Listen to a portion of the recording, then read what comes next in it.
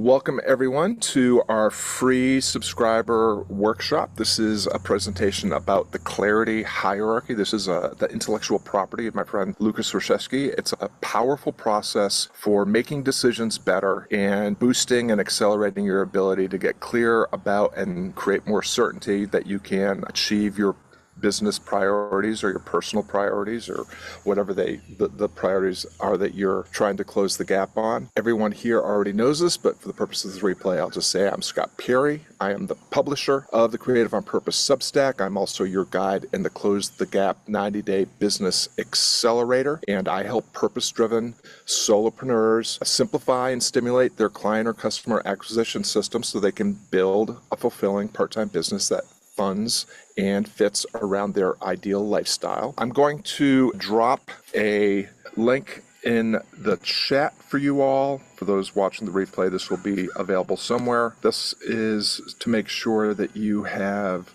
access to any of the resources that I might be referencing. I have published one article about the clarity hierarchy that is in that list of resources in the link that I just shared, and this recording will become part of those resources as well. So that link leads you to a very loose curriculum of previous articles and trainings that will allow anyone that's watching to access and do it yourself in terms of creating a successful solopreneur business. Today's workshop is going to be we're going to learn a 5-step process or approach to achieving your business priorities in less time and with greater certainty. If you have some idea of what your business priorities are and you want to accelerate achieving them, then you're in the right place. If you're not a member of the Catalyst Club community of paid subscribers, you'll definitely want to make sure that you have pen and paper and are taking notes.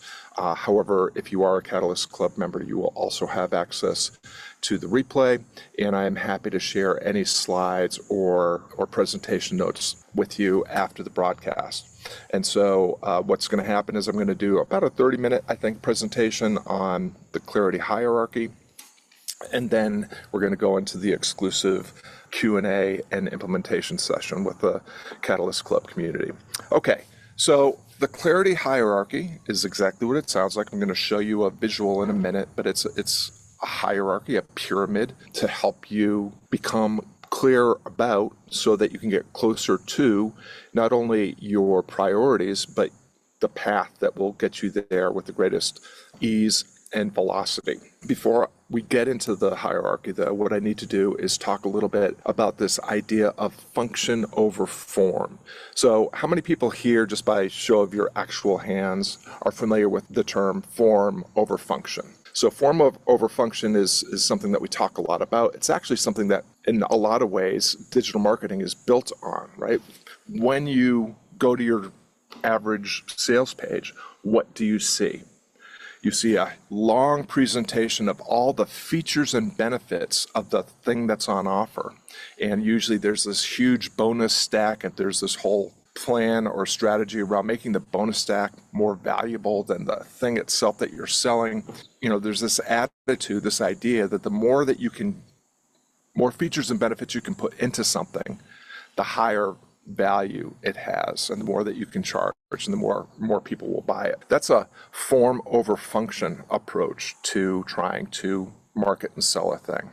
The interesting thing about this idea of form over function is that historically it is rooted in the exact opposite. So the father of the modern skyscraper is a person named Louis Sullivan. And if you think about all the buildings that are part of the historic New York City landscape, they are following his architectural tenet that form ever follows function, meaning function comes first. And so if you think of buildings like the Chrysler Building or the Empire State Building or the Flatiron Building, or just think of your average bank.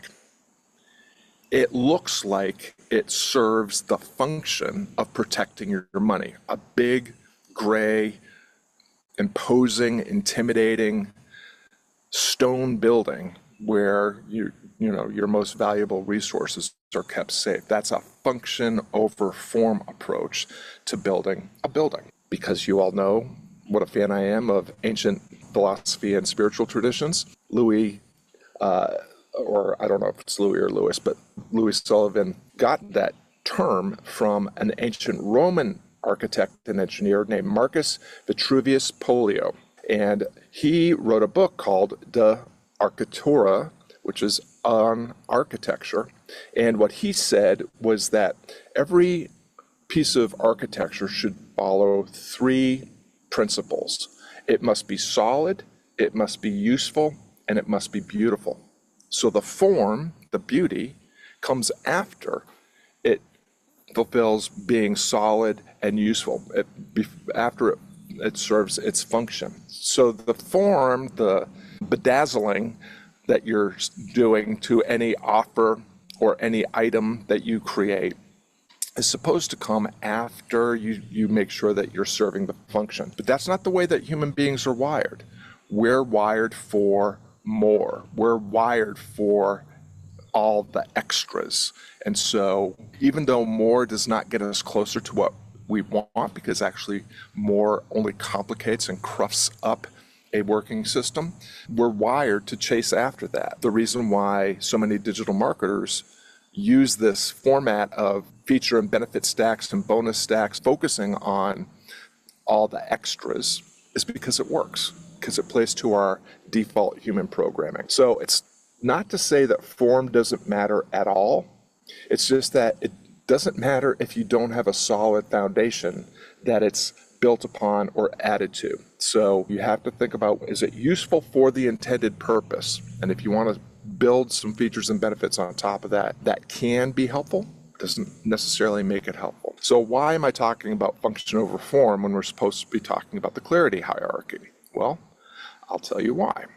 This is Lukas's clarity hierarchy. It's built from the bottom up. It's built upon philosophy, principles, strategy, tactics, and tools. And Lukas has a question that you need to answer in order to make sure that you have a clear understanding of each of these pieces of the hierarchy. So the form, the things that we were just talking about, they're all at the top of this pyramid, right? And this is where most people are going. They're going for the tools, they're going for the form, they're going for all the features, benefits, and bedazzlements. And if that is not all in service of to the more foundational elements, it can be a waste of time because there's so much distraction and resource allocation going into that, learning new tools, applying new tactics, learning new strategy, and so forth. But even if it works, maybe it doesn't get you where you actually want to be. Maybe it doesn't get you where you want to be and keep you in full integrity with who you really are, what you're really good at, and where you really belong. If you've ever bought any kind of program or just leapt into any kind of strategy or tool or tactic, I got to do YouTube videos. That's a tool, right? I got to do direct messenger marketing. That's a tactic. But if those things are being done without that strong foundational, this is informed by and supports what I believe in and what I know to be true, could be very, very dangerous. So form is at the top of this pyramid, function is at the bottom. You want to get the function right first. Form ever follows function. The other thing is the most important piece to me, and again, I'm presenting Lukas Resheske's clarity hierarchy pyramid, his intellectual property, but I'm presenting it through my interpretation and how it has helped me make better decisions and close the gap between where I am and where I want to be with my business with greater ease and velocity. So by all means, subscribe to Lukas's Substack. It's called Lukas Resheski's Thoughts, and listen to what he has to say about all this. But although he doesn't speak to this, as far as I know, this is what has helped me. We all pretty much, and I know everyone in this room to some degree, we all actually spend most of our time and kind of live in and start with strategy. If you're on this call, you are a solopreneur. You may not identify as a solopreneur, but you are an independent business owner or creator. You're pretty much doing everything on your own. And that means you are the research and development of your product or service.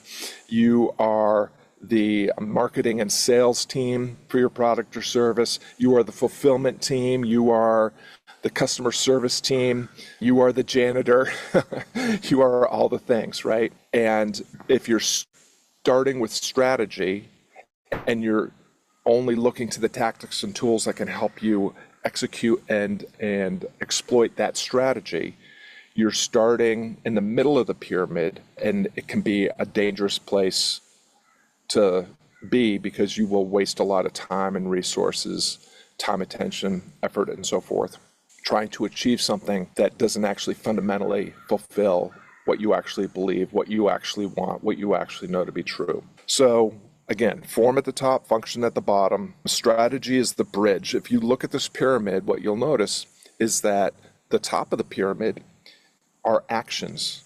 They're things that you do. Strategy is something you execute. Tactics is something you execute. Tools are something that you employ. Those are actions. Those are things that you do. Principles and philosophy are the ideas behind the actions. They are the reasons for what you are doing. And so strategy is important. It's vital because it's the bridge. It's the bridge between your values, your guiding principles, and the things you know to be true, and the things that you are doing to fulfill that vision of the business that you want to run that fits and funds your ideal lifestyle. So it's not that strategy isn't important. It's not that form isn't important. It's not that doing things is not important. You all know I'm a person that says, let's get moving, but we want to do the right things in the right order at the right time. Okay. So those are some concepts behind the hierarchy that I think are really important for us to pay attention to as we go through some examples. So the philosophy question, what do I believe? The principles question, what do I know to be true? Doesn't mean that they are true, but principles are things that are falsifiable but haven't been falsified yet. They're things that we know work. If you think about the laws of physics and the law and so forth, those are principles. The age of quantum mechanics, we know that some of the things that we knew to be absolutely true, like the speed of light, actually vary a fair amount. But in general, these are principles that have stood the test of time. We call them laws of physics, right? So it doesn't mean that principles are absolutely true, but they are certainly true now, and they have not yet been falsified, although we do want to reserve the right to change our mind and our principles if we come across information that disproves them or leads us to a better principle. The strategy question is the where am I? What's the environment that you're in? Everybody here is in that solopreneur environment. And that's, again, like where we kind of start. Catherine is in the environmental consulting space. Kat is re-clarifying the domain that she's going to be in. Clay is, a musician. Emma is in the testimonial space. Penny is in the consulting to fundraiser space. I can't see everybody, so I'm skipping Jackie. Jackie is also in that space where she's trying to figure out exactly what her offer is, but she's in the public speaking space. We have people that are watching this replay that are artists, illustrators, photographers, teachers, yoga instructors. These are the domain. These are the environments where strategy is. That's the answer to our strategy question. We start with strategy because we actually kind of know it right away. Like, I'm in the solopreneur coaching space. That's where I am. Tactics answers the question, what am I doing? What are the activities that I'm engaged in that are fulfilling my strategy? And tools are the things that you're using to execute tactics or to fulfill tactics. How am I doing the thing that I'm doing? Where I am based on what I know to be true, based on what I believe, my assertion. Okay, I know that that's, at this point, everything probably sounds very conceptual. And it is. That's the whole point. But let me go through a couple of examples that will help put a more practical, pragmatic application to this. So, well, let's use this event, right? This event is on Zoom. Zoom is the tool. I am using the Zoom tool to conduct a tactic, a free workshop for my Substack subscribers that serves a strategy that you all know as Be a Blessing Marketing, doing the work that I do so that I can hone my craft and demonstrate my expertise and authority and let that be my marketing and sales system. And the principles that Be a Blessing Marketing is based on are the 5 adoption decisions. So if you all remember, and again, you can access that link, that takes you to the curriculum and look for Getting the Word Out, where we talked about the 5 adoption decisions. When I do these workshops, I am, number 1, showing you the relative advantage of considering doing the things the way that I'm teaching, as opposed to other ways of doing things. I'm showing how my way is a better way than the things that we more commonly are purchasing from digital marketers and gurus and app stores and so forth. I'm showing the compatibility, how doing things the Be a Blessing Marketing way is more compatible with your values and your guiding principles. I am showing you reducing complexity because you don't have to learn anything new to do things the Be a Blessing Marketing way. You don't have to start a YouTube channel. You don't have to learn copywriting. You don't have to learn this, some complicated direct messaging approach to doing things. It's simpler. I am giving you a chance to try it before you buy it. Every time I do one of these and we have free subscribers in the room, some of those free subscribers become paid subscribers right on this call because they try it, they like it, and they want to continue. And then observability. By being in this room, you're seeing other people who have used the approaches that I'm sharing, and you see that it's working for them, which means that you understand that it might actually work for you. Those are the adoption decisions. And I am using those principles to execute the strategy of Be a Blessing Marketing free workshop, leading to the opportunity or invitation to engage in a paid offer of some sort, and doing it on Zoom.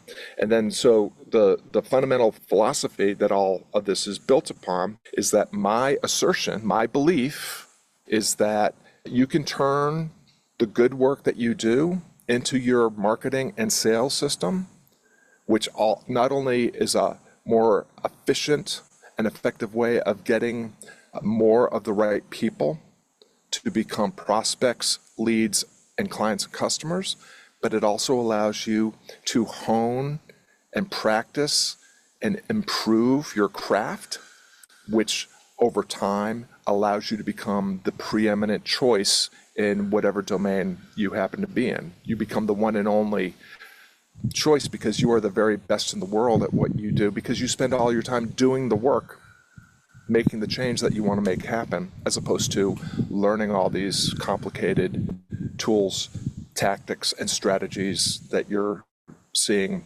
for sale on the internet. So that's an example using of the clarity hierarchy in action using this event. So I always like to try to do like a meta thing. This is called structural inception. You're actually experiencing the thing that I want to sell you, which makes it more enticing, more inviting, more real. Just to use another example, just to make it clear, if you think Penny and Jackie are in the Close the Gap program, and all of you in this room have access to those calls, so you can see how this works if you want. Close the Gap also employs the tool of Zoom, and the tactic is we do weekly hot seat sessions in a Zoom room, and the strategy that we're executing is engage the field, or the arena format, where the hot seat has a very specific structure of questions that they are answering, or a format that they're following in order to identify and navigate their most immediate constraint to achieving their priority, which is established in a one-on-one call at the beginning of the program. The principles behind the Close the Gap program are system thinking, or system reliability. We know that every system is perfectly designed to get the results it gets. And so what we are doing in Close the Gap is we are making sure that we refine, iterate, and improve your system by eliminating all the unnecessary elements of that system and raising the floor week after week on the least effective component of that system so that you can increase the ease and velocity, the collapsing time to target towards your priority. And we establish the elements of your system through reasoning from first principles. For most of the people in the program, what that is we know that in order to have a successful business, you only need three things. You need an enticing offer, an engaged audience, and a marketing and sales system that puts that offer in front of that audience in a way that gets them to buy the thing. That's all you need. You need those three things. And if we can get those three things iterated and improved over time, your success becomes inevitable. And then the philosophy behind Close the Gap is this idea of becoming the thing by doing the thing. You become a better solopreneur by being a better solopreneur. And so that is another example of the hierarchy being employed in a very specific context. I'll give you just one more since we're running a little bit ahead of schedule. So I had a call recently with someone that was considering becoming a member of Close the Gap. And when I said, what questions do you have for me? And they said, well, I need to know which social media platform I need to use. Social media is a tool. So right away, they're starting with a tool. So I say, well, if you want to use social media, what is it that you're trying to accomplish? And of course, the answer is, I want to sell my thing. Okay, well, that's, so they're talking about a tool, social media. I asked them a tactical question, like, what are you trying to accomplish? What is it that you're doing? Then I said, why are you considering social media marketing over other choices? That because social media marketing is a strategic thing. And the answer, of course, is, well, everyone else is doing it. All the gurus are telling me I have to use social media. It's the only way to sell anything right now. So I asked, well, is there anyone you know that is able to sell their thing without social media? Okay, so this is a principal question. Is it true that you can only sell on social media? And of course, the answer is, well, there's lots of other ways to sell things, and there's lots of people that are selling things with no social media presence at all. So, and then they actually said, they volunteered, I actually hate social media. But they came with the question, which platform should I be on? Okay, so next question is the principal question. Why is it that you need social media? And the answer was, I bought and participated in a high-ticket program that taught how to use webinars to sell your thing, and it didn't work. So they did this high-ticket marketing webinar program, but it didn't work for them. You know my assertion. When you are buying a program from a digital marketer or a guru, what they are selling is something that worked for them in the past. I'm not saying that digital marketers or gurus are bad people, because they're selling something they believe in because it actually worked for them. The problem is you're not them and it's not the past. So the likelihood that it works for you now is very, very low. So next question to this person was, so let me make sure I understand this. You want to spend hours a day scrolling social media and grinding out content to post on social media because you believe that this is the way that you're going to sell your thing. And of course, the answer is no, I don't want to do that. Next question, have you ever sold your thing any other way? No, I haven't. Do you know if people actually want to buy this thing?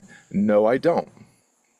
So my question is, if you don't like social media, you haven't validated that anyone wants this thing that you want to sell, why are you asking me which social media platform you should be on? Which was followed by a long period of silence. They told me to do something that is actually biologically and physically impossible to do, F myself, and asked me why I was being so mean to them. But this is actually the way it always kind of goes down, because we are always kind of making these rash, irrational, emotionally driven decisions where we're starting at the top of the pyramid, looking for the tools, looking for the tactics, looking for a strategy that will get us a result, more money, which is not a great result to be chasing and doesn't have any foundation in things that we know to be true, principles, and that support our fundamental beliefs. So here's what I would say are the benefits of the clarity hierarchy. Number one,